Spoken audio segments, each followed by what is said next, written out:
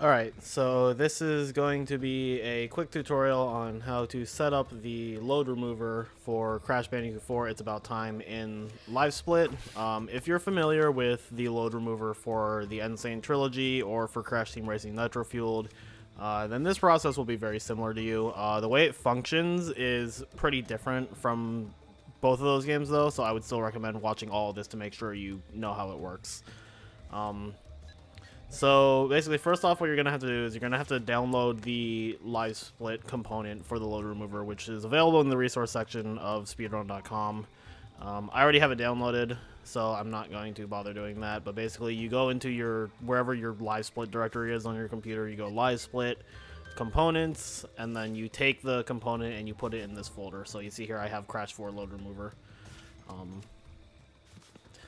And yeah, so once you've done that, you can go ahead and like close or minimize that or whatever, and then you right click on your layout, and then I already have it added here, but to add it for the first time, you go to the plus sign, you go to control, and you'll see Crash Bandicoot 4 It's About Time load remover, and then you just put that there, or you click on it and then it'll add it to your layout.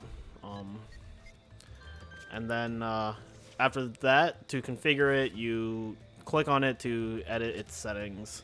So let me actually, hold on, let me move some stuff, that way I'm not blocking the view of the game. Alright, so let's try that again. Alright, so now that we're here, you'll see that there's a couple of things you do.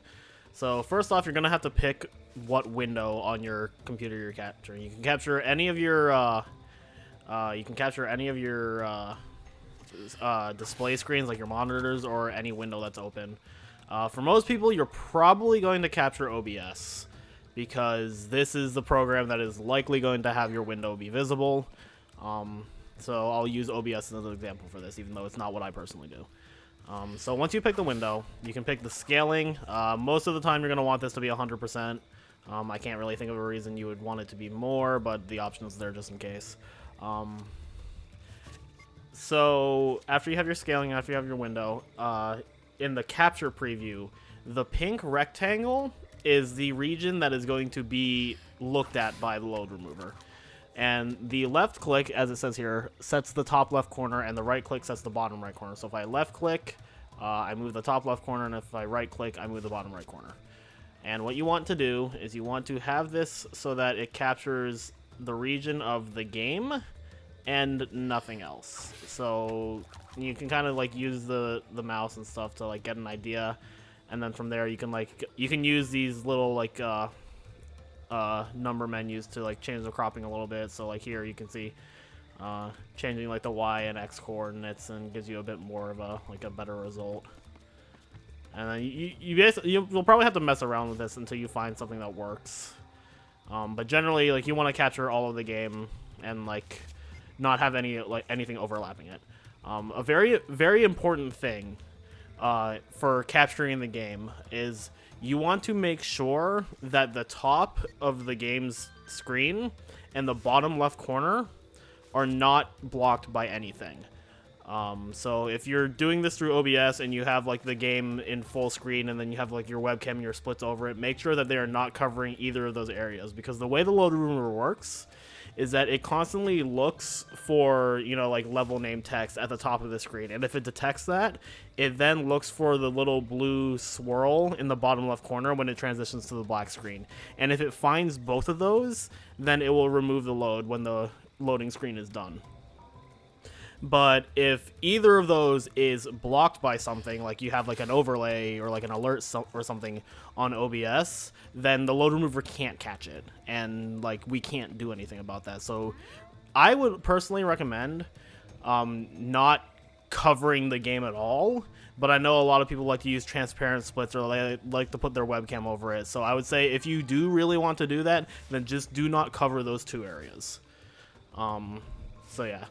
But basically, once you find this cropping, you should be good to go. I personally don't do it through OBS. My capture card is compatible with Amarek, and I use it to listen to the game's audio through my headset. So for me, I just do it this way. And I have it set to like a specific cropping, which is like 9 and 175, but like I know a lot of people don't use Amarex, so most people are going to do OBS. So once you're done cropping everything, from there you would hit OK. I'm not going to because I don't want to overwrite my settings, so I'm going to hit cancel, but you would hit OK and then cancel again. So once you have all that set up, the last and most important thing you need to remember, and a lot of people forget this, is that you need to right click, go to compare against, and make sure you're comparing to game time. If you compare to real time, you're not going to see anything get removed. Game time is the loadless timing. So once all that's set up, you should be good to go. You can test it. You can just enter, like start the timer, and then if you enter any level,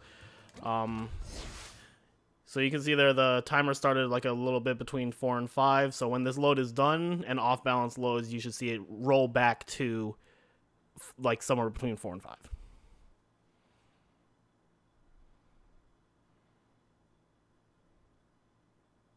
And there, it worked perfectly. This is different from how the Insane Trilogy and NF load removers work. Those ones actually both freeze the timer completely. This one doesn't work that way just because that's how the loads, because of the way the loads are in Crash 4 in terms of like visual. It's just the way it had to work is that it just subtracts the time, but the result is the same. It's just the load is gone. And then if you quit the level, you'll see the same thing.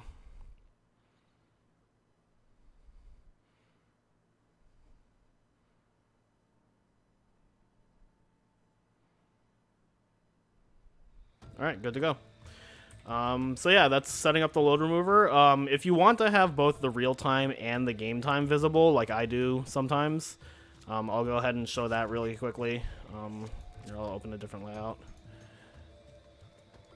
Alright, so this layout has 2 timers. The top one is my real time and the bottom one is my loadless time. So the way I do this is that if you edit layout, and then you add 2 timers, and then you configure their settings so that one of them, you go to timing method for both of them, and the default for timing method is always just current timing method. So if you're comparing to real time, the timer will be in real time. If you're comparing to game time, it'll be in game time. You can change this so that one of the timers always is in real time and the other one is always in game time, which is what I do. So I will show this as an example also.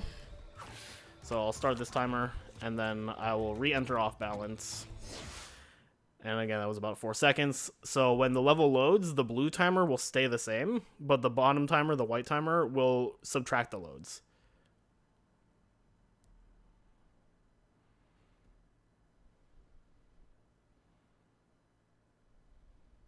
And there you go. That's all you have to do to have both timers visible. But yeah, that is everything you need to know to set up the load remover. If you need any more help, feel free to ask in the Crash HD server in the tech support channel. Anybody would be happy to help. But yeah, hope you guys enjoy it, and hope you enjoy Loadless timing in Crash 4.